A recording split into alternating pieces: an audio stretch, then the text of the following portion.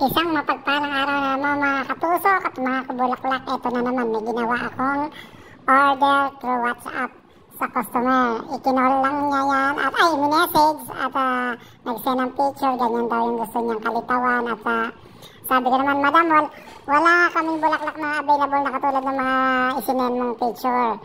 Sabi niya, picturean ko daw yung mga bulaklak namin sa taladya or sa cooler namin. Ayun, pinicturean ko, sinend ko sa kanya at namili na lang siya at sinek niya yung mga bulaklak na pinili niya. Ayan ang napili niya kulay pink and white at para makuha ko yung pagbalot na pinakita niya sa akin, ganyan ang ginawa ko. Nilagay ko ng floral foam na patayo para naman makuha ko yung gagayahin kong style sa kanya.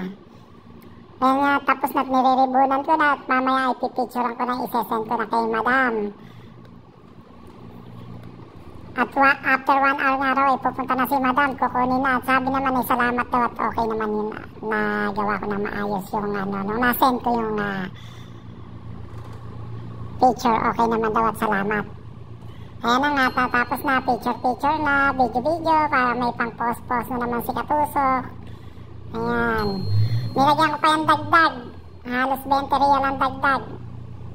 Dahil dito, pag walang dagdag, nagningingiyaw. Nagningingiyaw ang customer. Kailangan may dagdag. Ayan. At yun lamang po. Maraming salamat. Have a nice day. God bless you all. Thank you for watching. See you next time.